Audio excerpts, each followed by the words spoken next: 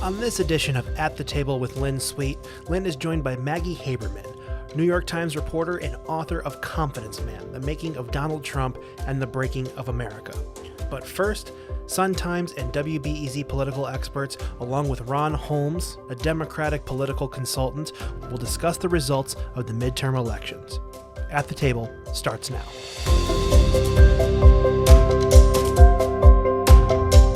Joining me now from WBEZ, Dan Mihalopoulos, from the Chicago Sun-Times, Tina Sfondeles, and Ron Holmes, a Democratic political consultant. Thanks, everybody, for getting together a few days after the midterm election. But before we do a postmortem, we're speaking almost at the time when Congressman Jesus Chuy Garcia is announcing his run for mayor, the latest in a very crowded field. Tina, what's your analysis of what the congressman jumping in this big field is? Well, it's a big deal. I think Mayor Lightfoot should be scared. I think her people are scared. What's different this time than last time is that the union support has already splintered a bit because he's jumping in later. So you have the CTU supporting Brandon Johnson. That's going to be a little different. And that was kind of a magic trifecta for Chuy when he ran before, because he had this conglomerate of unions supporting him, and now things are going to be a little different. So it might be a little bit more difficult, but I do think that Lori Lightfoot's people are scared. Dan, what are we to make of the progressive battle where it's going to be combat between Garcia and Cook County board member Brandon Johnson, who I don't know if a lot of people have heard of him, are both going for the mayoralty, with Johnson having the CTU and American Federation of Teacher backing. What's happening? My analysis of the mayor's race is that Chuy thinks that he can win. Okay. He has a very safe spot, I think you know better than anyone, in Congress.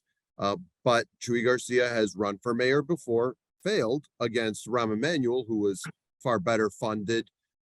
But in this case, it will be very interesting to see who will coalesce behind the opponent to Lori Lightfoot. I think if you have this many candidates and this diversity of candidates on a number of levels, maybe a runoff is inevitable. You know, when Chuy forced that runoff that he ultimately lost to Rahm Emanuel almost 8 years ago now, it was quite a spectacle. We had never seen anything like that.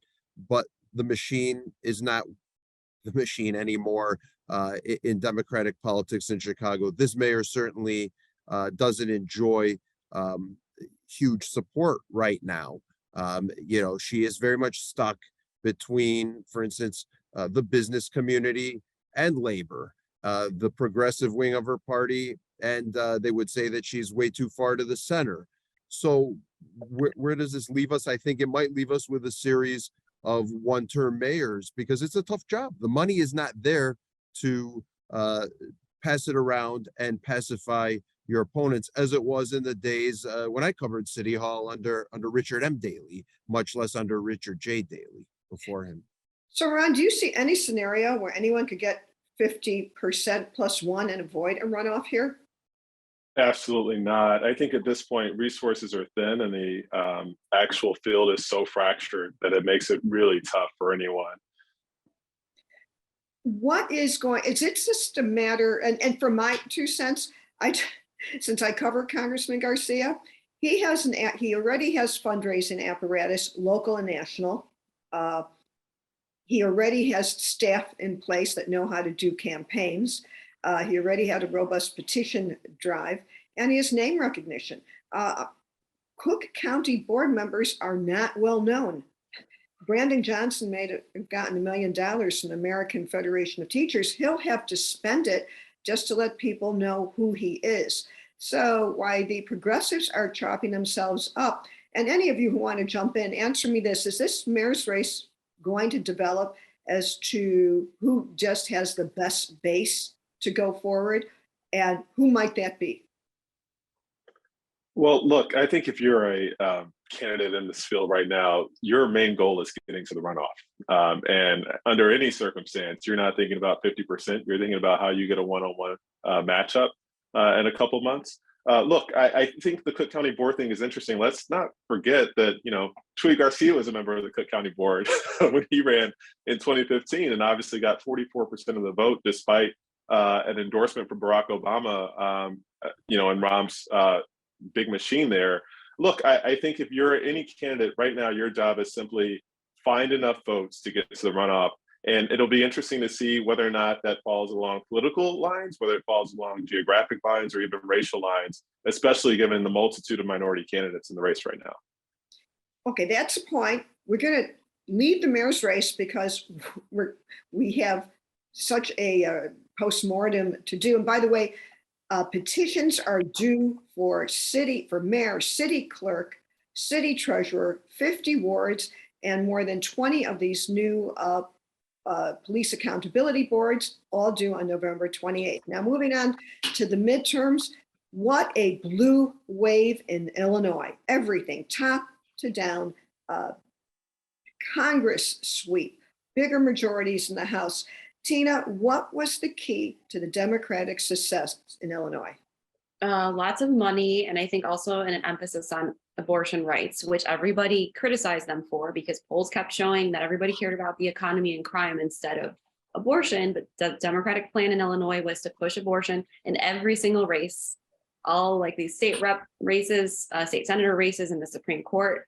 And I think that did help. I think that some of those polls didn't capture women who were not talking about their opinions on the matter on Roe v. Wade, or were keeping things private, but it just seems like that was a boost that actually worked for Democrats.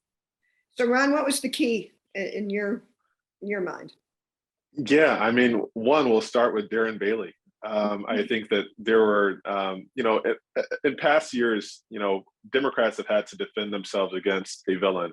And in this case, we had Darren Bailey and Donald Trump that we could easily talk to voters about in terms of what direction we wanted this state to go. Look, I think that in terms of a midterm election where we talk about a national backdrop versus the governor's race, J.B. Pritzker has done enough here to reverse the 4 years under Bruce Rauner. And also, quite frankly, governors did pretty well across the country as well. When you think about a midterm election for any president, I think not since 1986 had sitting president done so well with governors of his own party. So J.B. Pritzker has a lot to be proud of, but so does the legislature. Plenty of wins for them to tout as well. They worked really hard, I know, in terms of a life after Madigan, which I know a lot of people were concerned about in terms of, could these candidates win without a machine? Look, folks got out, they knocked on doors, they communicated their message, and quite frankly, they were better off for it. Right. So is this the record number, the record supermajority that we have in the House and the Senate right now, or just almost? Or Yeah, I mean, waiting on some numbers, but it looks like Yeah. it is, right? Wow. So Dan, if J.B. Pritzker and the Democratic Governors Association had not messed in the Republican primary to boost up Darren Bailey, this happened in Illinois and some other states when it came to candidates, where you were in the what might have been risky pick your opponent business, would the results have been any different? Yeah, we'll never know. I mean, there certainly are a lot of centrist Republicans, establishment Republicans, although that's been shattered here, who feel that, look, they could have done a lot better than Darren Bailey. And frankly, Dan Proft is the one that they blame, these newspapers that we got at our houses, tens of millions of dollars in the general election for Bailey, independent expenditures, supposedly, but for Bailey and a number of other Republican candidates down ballot, they all lost. And so the message there for those Republicans is this could have been a good year for us. We're coming off a huge scandal in Springfield that took down the single most powerful Democrat in the state over the last 50 years, arguably, at least in state politics. And scandal is still roiling, and they had no ability to capitalize on it in a midterm election with the Democrats in the White House. There was not only not a red wave, they're really feeling the backwash of and having to ingest the backwash of the National Party and the far right in this party that has apparently contented themselves with taking over the party, as you pointed out, with J.B. Pritzker and the Democrats' assistance. They were not engaging in a primary there that ultimately would let them position themselves to compete in a state that's been this blue. The base of the party is way, way to the right of what this state is. I want to pick up on your point because on the Dan Proft impact, if there is going to be a lot of billionaire money on the Republican side to battle billionaire Pritzker, no matter what. But if Irvine was the nominee, Ken Griffin, it would have been more direct in terms of the campaign, as Ken Griffin did in the primary, by Richard Uihlein, the Republican megadonor from Lake Forest, who, unlike Ken Griffin, never faces the public at all, did this idea of just jobbing it out to Prof and his really aggressive punish Pritzker campaign without making the case for Bailey. When you say people are mad, Dan, is that what you're talking about? People in the Republican Party sure are mad that Dan Proft got all this money from Dick Uihlein and essentially wasted it, and also in the process wasted the chances of the Republicans to gain any sort of foothold and lose a lot of the very little that they had to begin with.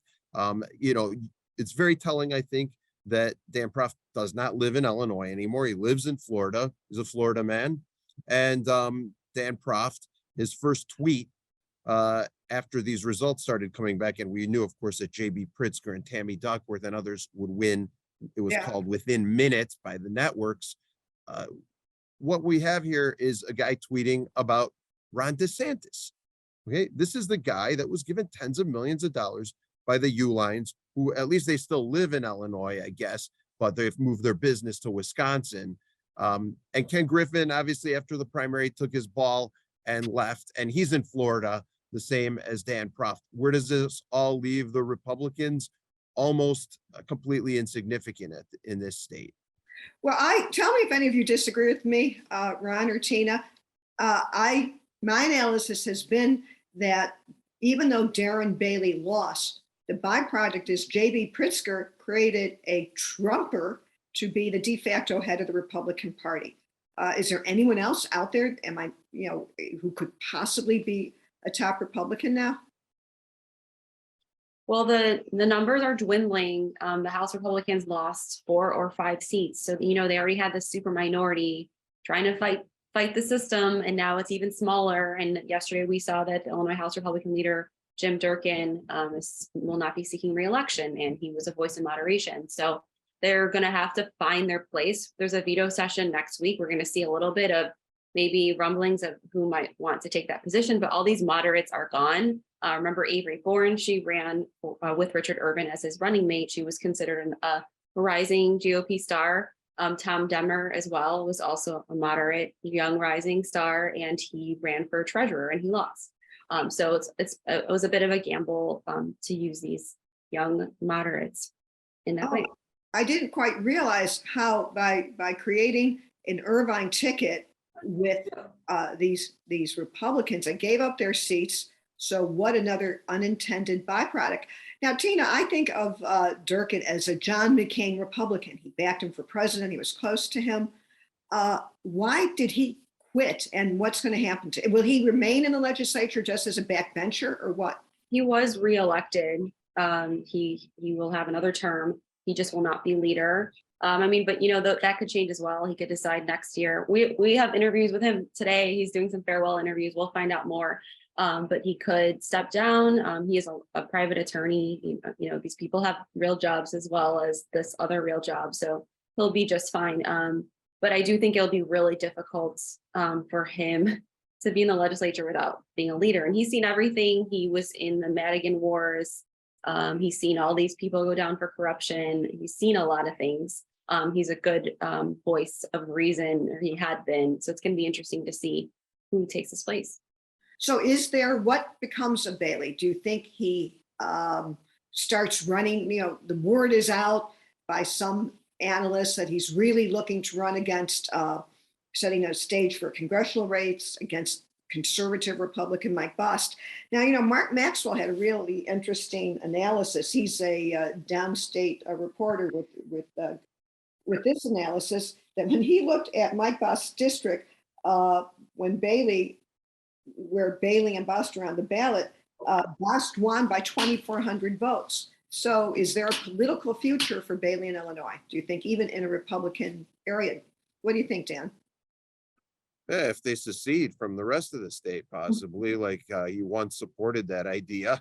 I'm joking, obviously, it's not going to happen, but there's continual talk in some of the very sparsely populated corners of the state. Does he have a future in that area? I'm sure his opinions, including on this issue of secession, vibe with people in that part of the state. But the fact of the matter is, it's not going to happen. And you're looking at a guy who I think was very sincere in his views, at least in my experience, having interviewed him going back to the start of the pandemic, and when he first got some national notoriety for suing and opposing Governor Pritzker. That raised his profile again in the party, and it appealed to the far right base of the party. But you're talking about a majority of a very clear minority of the state. His views just don't jibe with the state. He's pro-life. Most people are pro-abortion rights. He described Chicago as a hellhole when it's the largest city in the state, obviously, and it's not, clearly a hellhole. And then, on just a number of issues, including the pandemic, by the way. I mean, this is one thing that Proft really leaned in on with his newspapers and with his independent expenditures of Uline money, was this idea like the pandemic was mishandled. And again, polls don't show that the people in this state felt that way. That might work in many other parts of the country, not in Illinois. So speaking of Proft, I noticed that his People Who Play by the Rules PAC in the last week, I think of October, spent $125,000 to help prop up the Republican nominee for Cook County Board, Bob Fioretti, who we had no chance against Cook County Board President Tony Preckwinkle. So that got me to wondering, does anyone expect Proft to play in the mayor's race? Well, he did have some ads in the November election that featured Lori Lightfoot that she was upset about. She's taken aim at Bailey. She has a website up where she's taken aim at him. And so she is upset at this PAC. They have lots of money. I guess it depends on the direction of what they're going to do after Tuesday's elections to see whether they're going to be that force in the mayor's race and attack Lightfoot. Well, also, the Proft money and his allies are part of this network who have been organizing in our public libraries, Downers Grove, Lincolnwood, and running people for school board. There's a growth of Awake Illinois going on. They all have interlocking alliances and some funding sources. Is this where you think, I mean, I don't know, it seems maybe Proft is going there, and he could use the mayor's race as a focal point, since, my God, when you look at those papers he put out, he was attacking in some stories about crime, Lori Lightfoot, as hard as J.B. Pritzker. Right. We just don't know what he's going to be doing next. And that tweet about Ron DeSantis, I mean, this guy has a talent at getting people to give him money. So some people assume that he will now shift to Florida politics, but we just don't know yet. So the big question, J.B. Pritzker running for president, Ron Holmes, what do you think? I mean, we all don't know what's going to happen. Pritzker left the door open of not serving for years. So Ron Holmes, what's your analysis of how you think Pritzker may maneuver, knowing that Joe Biden said at his press conference on Wednesday, day after the election, that he's running? Of course, he respects, fate, and he's going to talk to his family. How does JB, figure this out, Ron? Look, I think that the whispers about the Pritzker campaign have been there since the governor ran 4 years ago. The reality is that I think the governor has also been clear about him not primarying Joe Biden. So I think as long as President Biden runs, there will not be a Pritzker candidacy. Certainly, JB has done enough here in Illinois to tout nationwide Illinois has been a leader on a lot of the things that, quite frankly, the federal government has picked on, whether it be infrastructure, what we've seen in terms of cannabis expungements. So JB's going to have a record to tell, but I don't think that it's going to be this cycle around. Well, interesting. And he has some other Republicans waiting in the wings, Gavin Newsom of California. But how, I mean, Democrats. Yeah, I mean, if people who are positioning themselves in case Biden doesn't win. Tina and Dan, how do you deal with the Kamala Harris factor to try and position yourself to go be helpful to Democrats, maybe in Iowa, without looking like you're pushing her out in case Biden decides not to run? I think she is crafting something. She had a series, years, months of horrible press and drama behind the scenes with her staff. And you're seeing that kind of soften a bit.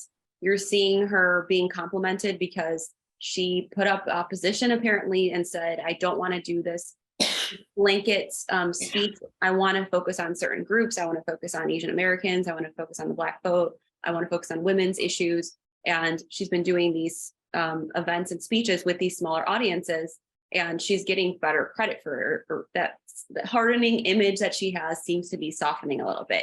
And so that seems to me like she is positioning herself to run. And she was here last Sunday with JB to help the ticket. Yes. So.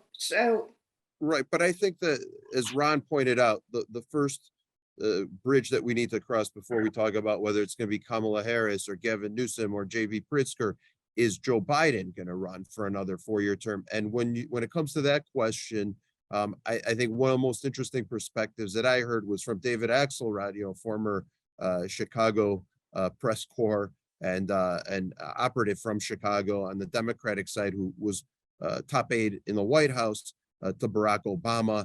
He was on CNN yesterday, and Axelrod said, look, one thing we have to consider, and he knows it's not going to be a popular opinion, is Joe Biden, if he runs for re-election and he wins, would be 86 years old at the end of his term. And, I'm not trying to make any ageist sort of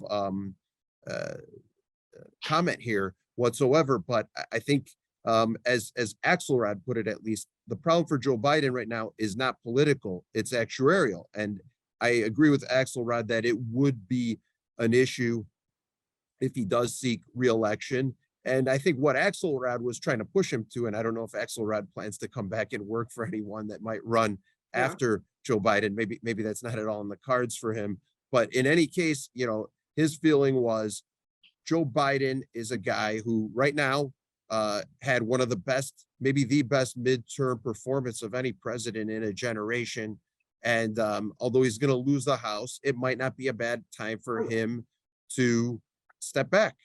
Not today or tomorrow, but maybe before he makes that announcement, which I think is planned for early next year. In the meantime, JB did everything he could to position himself talking more like a presidential candidate than a reelected governor on Tuesday night. The issues that he hit on, and his profile's been growing for quite a while under Trump and during the beginning of the pandemic as well, on national issues, and now on abortion as well. I think he's trying to be a very powerful voice for issues nationally and not just in Springfield.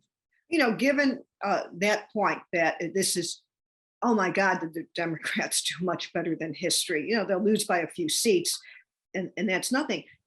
The thought also is out there that this is a time where Nancy Pelosi could bow out as the Democratic leader on a high, in a sense. They did better than anyone expected. She has the extra burden of her husband being attacked by someone looking to hurt her in their home in San Francisco. One thing I want to point out in our Chicago suburban congressional races is how strong the suburban Democrats were. And maybe I'm as guilty as some others of talking about nervous Democrats and the so-called red wave, which absolutely never materialized in Illinois. But you got to give credit to Lauren Underwood and Sean Casten for being in districts where most of their territory was new and coming out with very substantial wins, as well as Bill Foster. But it's interesting in all the races, even with JB's, it's kind of like 54 to 40-ish. It just seems kind of stuck on that number of where we are in Illinois. So a question to any of you.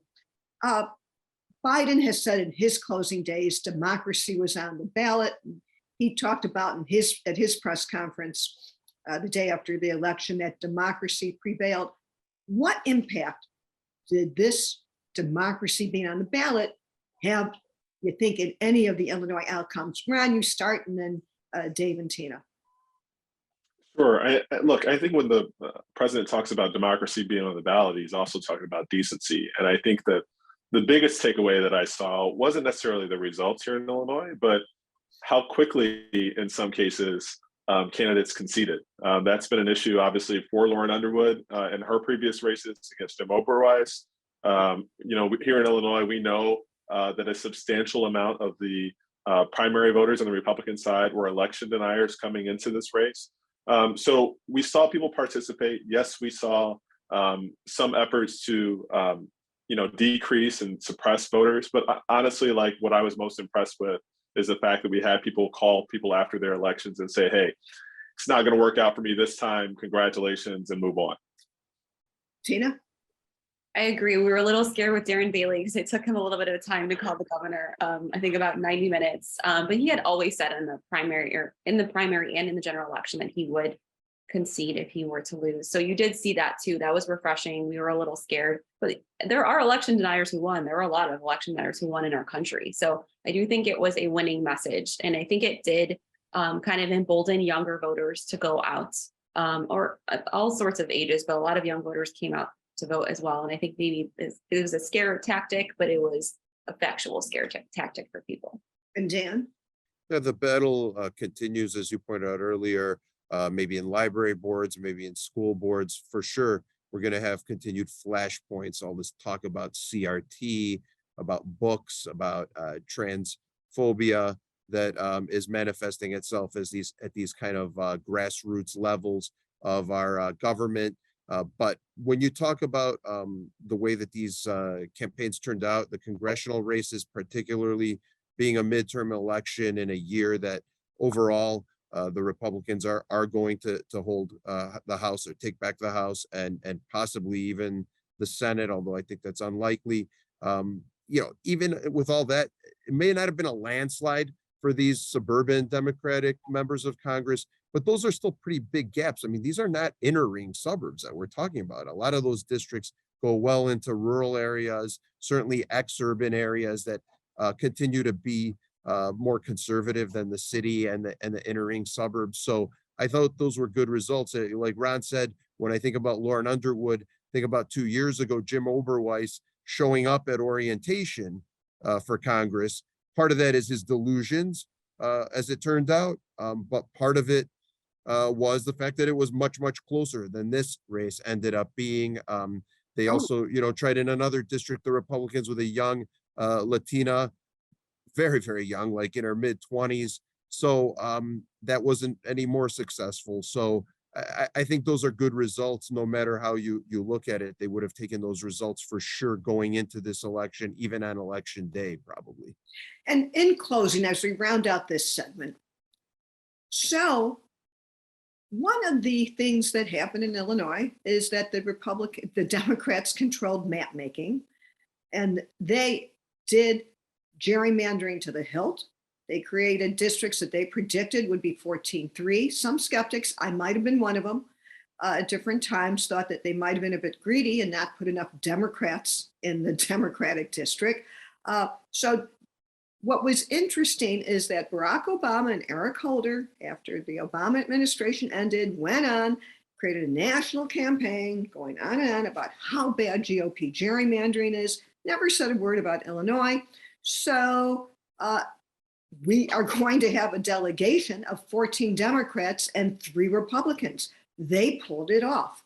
Ron, so in Illinois, was Democratic gerrymandering a bad thing?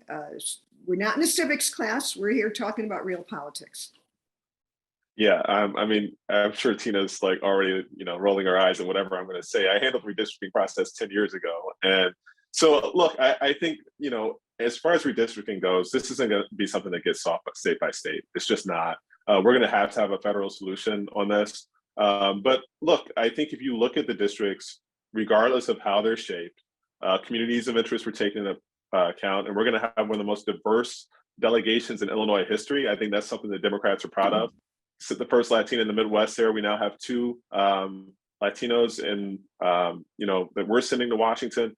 We're proud of the map that we drew, and quite frankly, really proud of the results that we got the other night. What are your views on the Democrats putting not only their thumbs on the scale, they put the whole hands on the scale? But how do you, Tina and then Dan, how do you argue against the success they had in doing that? Well, as Ron said, if you're given the opportunity, you're going to do that, and it works. So why not do that? And until there is a federal solution, Democrats and Republicans are going to continue to do that, depending on who's in power. Thing about Ron mentioned, I think Delia Ramirez, and she was in a redistricted area, and she now will be handling some of the suburbs that were not in that area before. So these Democrats who were not representing some of those areas will now have to learn what those constituents want. So that's what's going to happen. That these Democrats picked up these seats, but now they're really going to have to get to know these, what the needs are. There are Republicans in those areas, and they're going to have to figure out how to best serve them. And I'll be setting up interviews to meet the 4 freshmen in an Illinois delegation. They'll be coming to Washington for freshman orientation in a few days. So for now, thank you, Tina and Dan and Ron. Until next time, thank you everybody for joining at the table.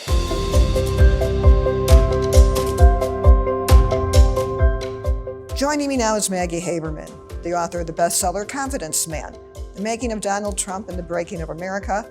We're speaking at the University Club of Chicago with its stunning views of Chicago on Michigan Avenue.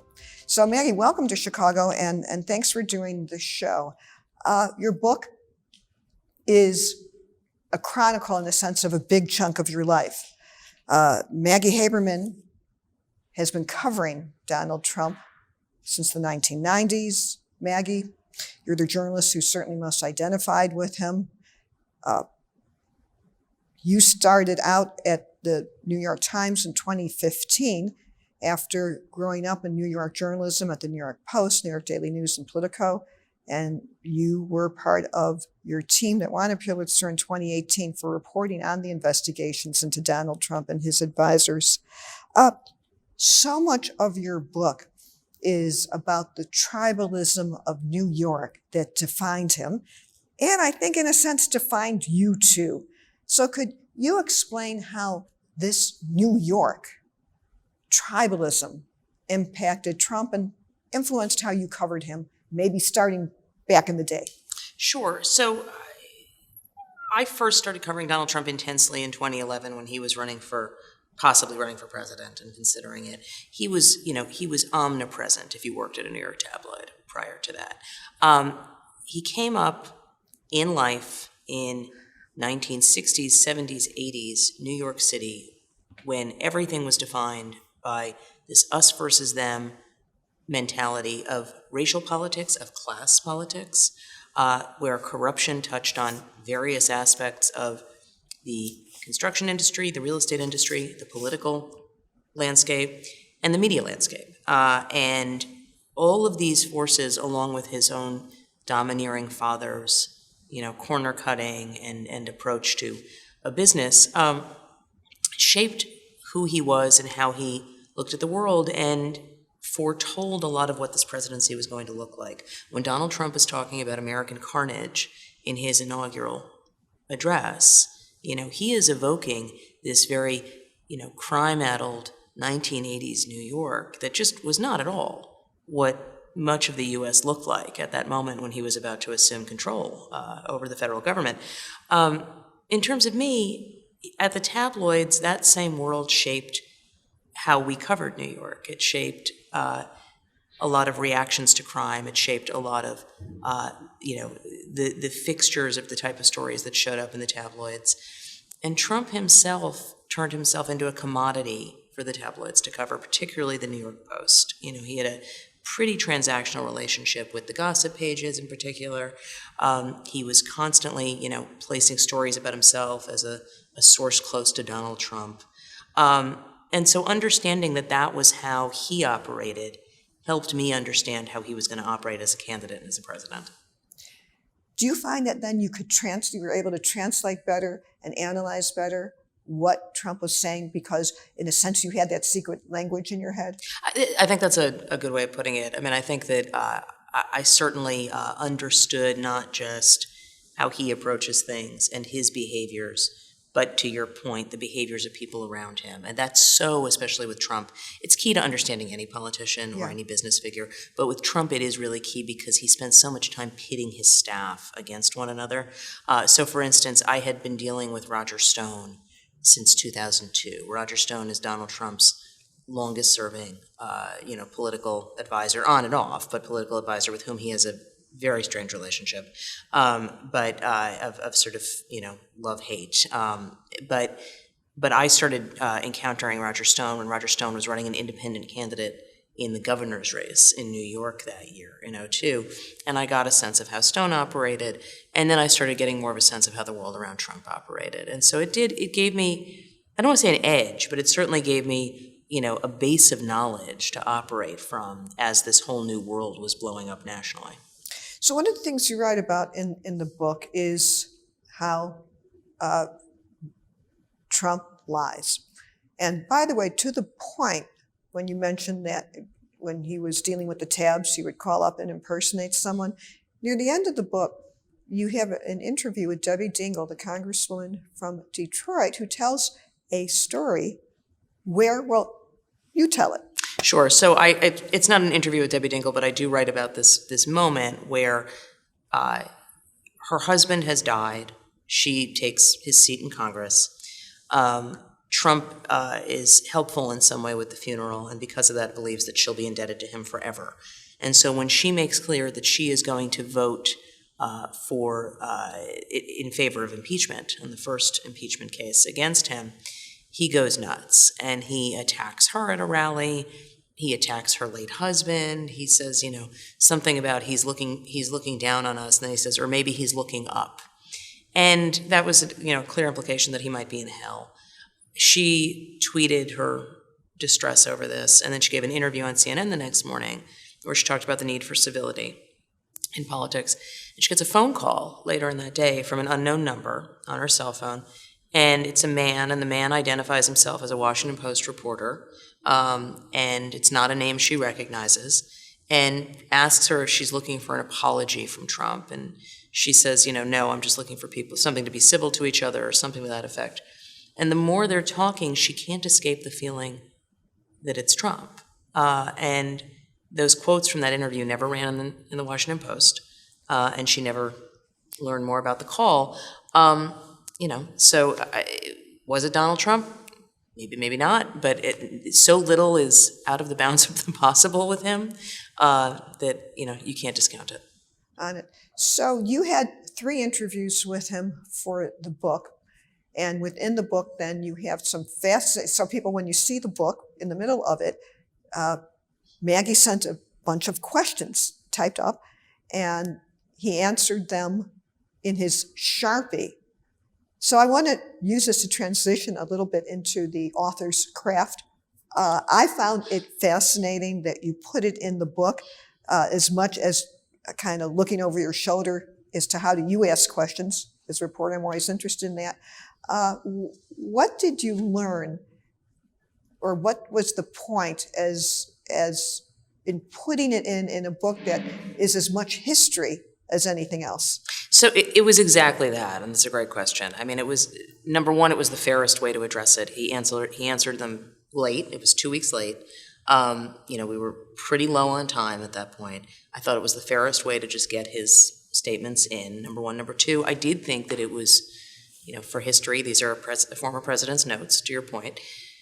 And I thought that it offered readers a window into his mind and how he operates. If you read those pages of questions, you can see that he goes, he starts out kind of cranky, and then he gets kind of bored, and then he seems to get engaged again. And I just thought it was an interesting travel for a reader.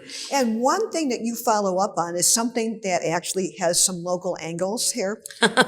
So, Maggie, I am curious why you were so curious. So one of the things that Maggie writes about in kind of constructing how Trump tries to bend reality to his will is when he was a business person and he was trying to get a casino in what I would call Indiana. Yes. Okay. Most people would call it Indiana, yes. Right, which is behind, just behind me to the south. It's not far from Chicago, and you have a story in there about, again, you tell the story about, and I was surprised to see that you cared so much about it, but could you tell the story of how he was trying to move Gary, Indiana? Sure, and I'll explain why I cared about it so much.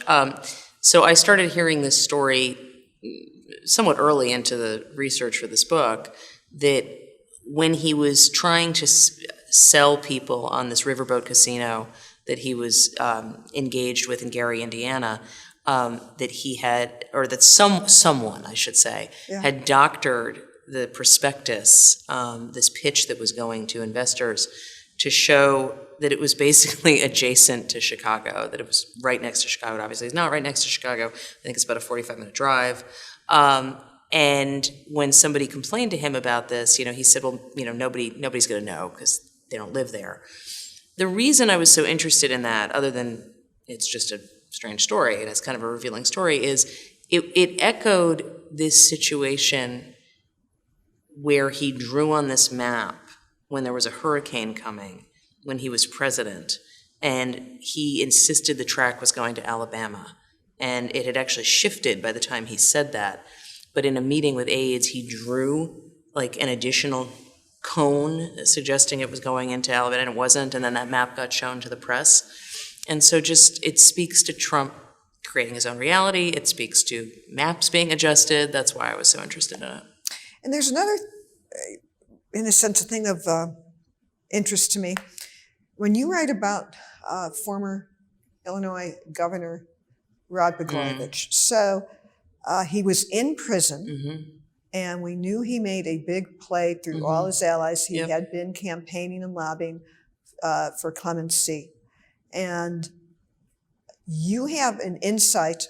You had two insights, and again, if you could tell the story. Insight one, if you could tell us about why Trump cared. And he, from what I knew in my reporting, Rod was on a track anyway. It wasn't outside of the realm of Trump doing it. But could you tell the story about what the timing turned out that he ignored and why Trump really was interested in helping Rod? Sure. I mean, so remember, Rod Blagojevich appeared on Celebrity Apprentice, so that's also one thing you always have to factor in. But he would say to people, it's the same guys that went after me. There was an overlap on the prosecutors related to James Comey, and that really stuck with Trump. Mick Mulvaney, the White House chief of staff at the time, kept trying to push this off. He didn't think this was a good idea. He tried having members of the Illinois congressional delegation explain to Trump that Blagojevich's crimes were not just related to the Senate seat, but there was also some attempted extortion at somebody running a children's hospital. And Trump didn't care. And so, there was this effort to suggest that this is beyond the pale, and for Trump, none of it was beyond the pale. And I think you're right, that I think that he was, this was headed in that direction anyway. But I think that Trump saw some personal identification in it. Right. And so the prosecutor, just to fill in the blanks, because our listeners will know, the U.S. attorney at the time was Patrick Fitzgerald. Right. Yes. Patrick Fitzgerald, who knew back then, is personal friends of James Comey. Once James Comey got into this controversy with Donald Trump, Patrick Fitzgerald became his attorney on his team, advising him. And the idea that an enemy of my enemy, a friend of my enemy is my enemy. It's everything for Trump. It's literally everything. I mean, it's you just sort of, you hit on what is this transitive property nature of how Trump looks at everything in life. A equals C because, because I think it does, or because, this person has a connection to that one. And if this person even touches that person, then they're bad too. And Comey obviously is the fired FBI director, for whom Trump blames everything in terms of a special counsel investigating him and just creating this kind of rolling set of events. So much of his presidency becomes things that don't really connect, that he connects in his mind. And that's one reason that incident was so interesting to me. Right. And I think this story is instructive. Locally, it's interesting. The other thing is, in terms of Justice Blagojevich's luck, that the advice was to Trump, wait until the second term. Correct. That was Mulvaney's advice. Was wait. And he was sentenced to 14 years. He would still be sitting there right now. So he really lucked out with this notion that still exists in the post-presidency, doesn't it, Maggie? That you are connected to someone who is my enemy. Has that ever abated? And did you see the roots of that in New York? Yes. He has always behaved this way in one way or another. I will say it has gotten more intense. I think that the situation with the investigation related to Russia when he was president, hypercharged all of his existing impulses. And so, sure, yes, this goes back to, years ago. For instance, I don't write about this in the book, but there was a situation where Trump had somebody working with him, and there was a mutual friend involved, and Trump had to follow up with a mutual friend, and then says to the third party, "You're that person's friend now." So that is how he operates. But it has become an extreme version of itself, just as almost everything else with him has become an extreme version of itself. So you also write in the book, and I gravitated towards it because it was about Governor J.B. Pritzker. You write about during COVID, there is an exchange. Could you tell us the exchange, and then I'll tell you what I want you to help me analyze. Sure. So this was one of the governor's calls that Trump was engaged with. And actually, it was Pence who had been doing these. And then on June 1st, 2020, which was the day of the Lafayette Park march to St. John's Church, where there was this clash between authorities and protesters, Trump is on this governor's call, and he's telling them they have to dominate your states. Because remember, there were these protests that were rolling across the country, Black Lives Matter protests after George Floyd was murdered. And J.B. Pritzker pushes back pretty aggressively on Trump. And Trump gets angry in response, and it basically tells him he needs to be, I don't have the book in front of me, but tells him that he needs to be doing more in order to control the situation. But Pritzker really stood out because he was one of the few people to really push back on that call as Trump was just ranting. So here's now, tell me if I'm crazy here. So and you write in your book, the first big project that let Trump go from being his father's son, a Queens real estate developer, to break into Manhattan was what became the Grand Hyatt. Yes. Who made the Grand Hyatt possible? The Pritzker family. I don't think that you're crazy. I don't know that that's what was driving him in that moment, but it could have been. But so my thesis kind of, in the beginning, I think there was some roundtable in person at the White House pre-COVID. Yes. And I think JB sat next to him, and the word back I got, they got along. Because I thought when it's billionaire to billionaire, they're in the club. What is that a way that you would think of how Trump might have approached JB? He might have, but I mean, it's often very hard to tell the reasons why Trump is being nice to someone. It could just be that the person was being, amiable with him in that given moment. It could have been whatever mood Trump was in. There is no question that Trump tends to do better with other people he sees as rich, and there is no question that he knows the history of the Pritzker family with the Hyatt, and that often those kinds of connections do roll around in his head. But once Pritzker was willing to push back on him, it sort of didn't matter. Then he became exactly Then we're back to correct the thing. So by the way, from your national perspective, Pritzker now is running for a second term. He's in good shape to be reelected. He's made a trip to New Hampshire. He went to Florida. In your analysis as a Pulitzer reporter, would you put him on any list of potential candidates if Biden didn't win, or where would he fit in the pantheon of this next crop of presidential candidates? He's somebody who is a Democrat. He absolutely, I think, would be part of the Democratic bench. I think it's very hard to say how he would play nationally, just given that, he has some experience, but it's just a very different milieu. One of the things that I've tried to avoid doing ever since, bluntly, from Wes Clark to Tim Pawlenty, to Scott Walker in 2015, there are so many candidates who we on our side of the aisle have talked about. They might be great, and then they get out there and they're not that great. I would put Ron DeSantis in that category. I have no idea whether Ron DeSantis is actually going to be the juggernaut that Republicans think he is, and I don't think that anyone does. I think Pritzker's name would absolutely be among those considered if he wanted to run and if he wanted to get a look. But how he would fare is anyone's guess. Do you think Given that if Rahm Emanuel came back from his ambassadorship to Japan, would he fit in, or is his time past? I think that in a party that's looking for fresh blood, if they're getting rid of a sitting president, I'm not sure that Rahm is going to be the person they are looking to. Rahm obviously is very seasoned and very experienced, but I think there is a desire in the party to find new faces. So speaking of moving on or moving from the White House, one of your big stories in your book is Trump's inability to understand that he was coming to an end. Could you tell the story of how you came to learn and what he said? The quote is, he's, quote, not leaving. So I didn't learn about that until well after the second impeachment trial. I think it was pretty obvious that he wasn't really willing to leave in real time anyway, given all the things that we reported on, right?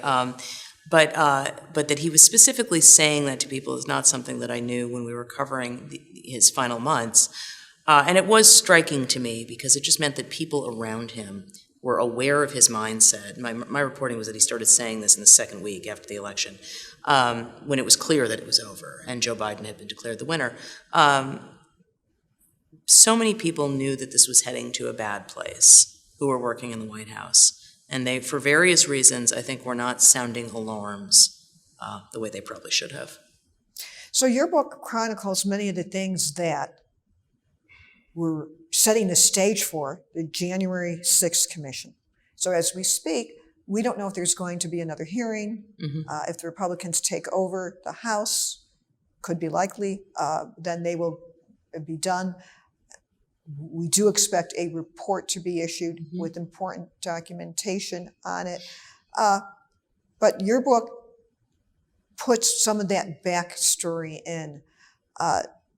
When you see the events that led up to January 6th, is there any way you think that anyone could have, in hindsight, have done more, and who should they have been to set him off? And before you get it, I'm amending my own question. One of the more flagrant lies that he said, it has now been well documented in the January 6th Commission, that he was watching television that day. He tells you, and you write very clearly that you didn't believe him, that he wasn't watching TV. So one, could you just address being told how you deal with it as a human being and a journalist when someone is telling you something you know is not right? And then my first part of the question, if anyone could have changed anything. Sure, and so let me work backwards. In terms of him lying to me about not watching television, this was prior to the House Select Committee documenting in public what had happened under oath. I knew from my own reporting, other people had reported as well, that we were told he was watching television. When someone is saying something like that to you, I actually thought it was more important to get him on the record, even though I knew he wasn't telling the truth. But I would rather hear what he was claiming. I would always prefer it when someone is not lying to me, and I would always prefer that I get an honest answer when I ask a question. But we ask questions and we are not always told the truth. He He doesn't tell the truth more often than other politicians, but but he's not the first politician I've ever interviewed who says something that isn't true. In terms of whether people could have seen it coming, I think that's a great question. What I would say is, I think that, and there's so much that we still don't know, and I don't know how much the January 6th committee's report is going to get into, the Capitol Police, preparations. I don't think we know yet.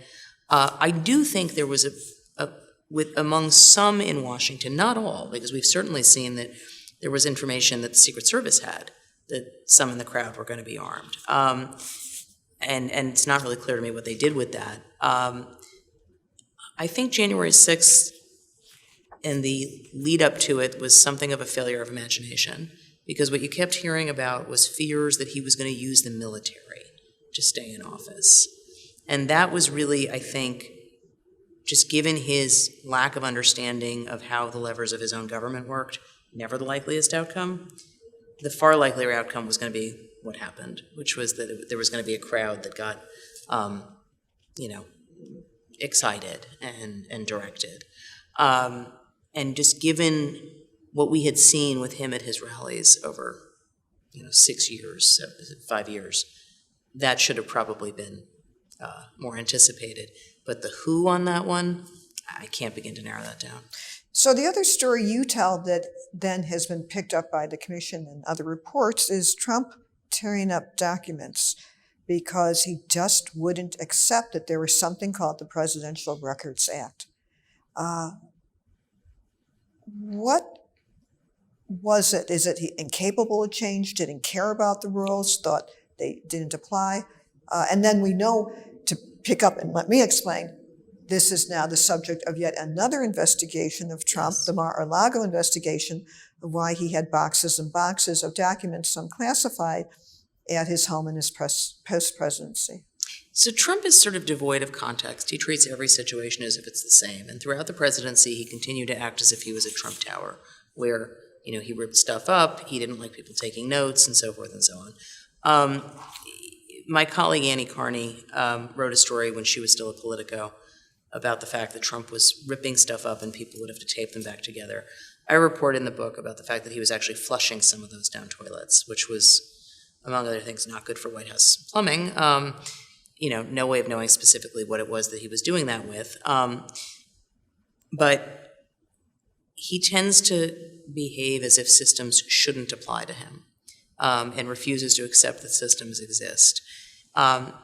The White House staff often speculated, at least in the case of the flushing, that the people who were aware of it, that it was just things he didn't want people seeing. But what that was could have been anything under the sun. So I think there are a couple of possible reasons why he was doing the ripping up, and then why he took documents to Mar-a-Lago, and I just think there's a lot yet to be learned.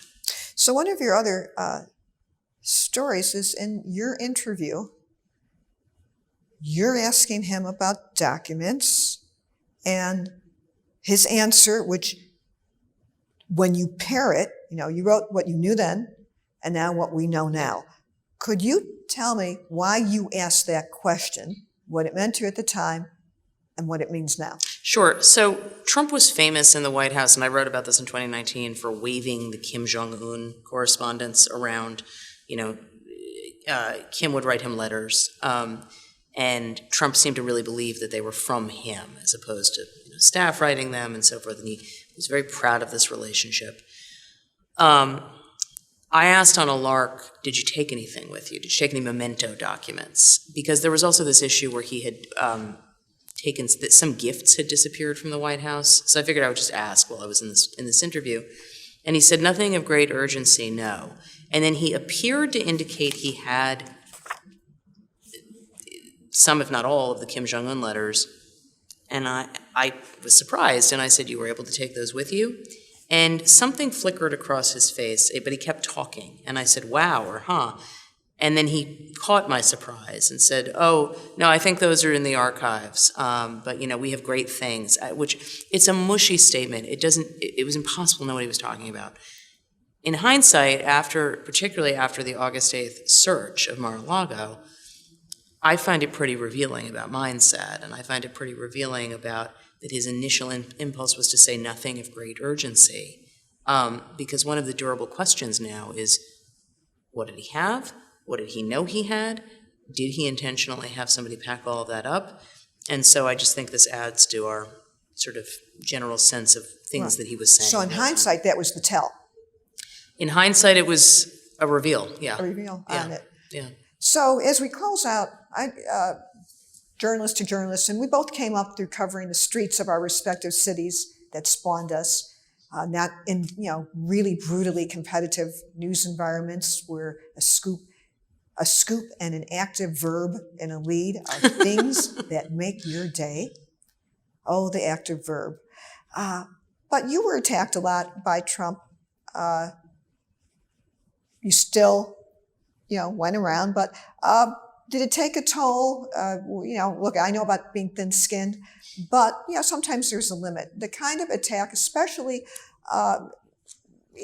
the fake news stuff, as we close out, how did it take your toll on you? Generally, the fake news attacks, enemy of the people, bother me not on a personal level. They bother me because they're really bad. They're dangerous. And, his words as a president were getting seized on by autocrats around the globe to crack down on the free press. On the stuff I mean personally, it's annoying in the sense that you have to deal with it sometimes. But it's noise. He's not the first politician to attack me. He's not going to be the last. So. And that's Maggie Haberman. Thank you for joining us. Maggie Haberman, the author of the bestseller Confidence Man, The Making of Donald Trump and the Breaking of America in Chicago, ladies and gentlemen, at the University Club. Thank you, University Club, for this wonderful space for our interview. Maggie, take care. Thank you.